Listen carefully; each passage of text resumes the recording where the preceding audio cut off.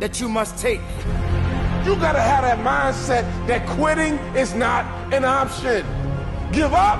Who, me? Never. Stop? Who, me? Never. That's for the next guy. That's for the next girl. But not me. Why? Because I don't quit. That ain't how I do it. That ain't how I roll. I never give up. You must understand that there will come a time in your life that circumstances are going to challenge you. Hey traders. Hope you are doing well and enjoying your trading journey. The market is always full of opportunities if you know where to look. Right now, the price is at a strong support level and we can see rejection from this area. This means buyers may take control and the price could move up.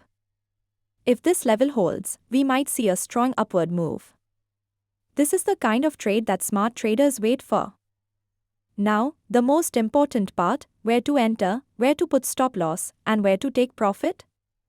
These details are shared in our private group.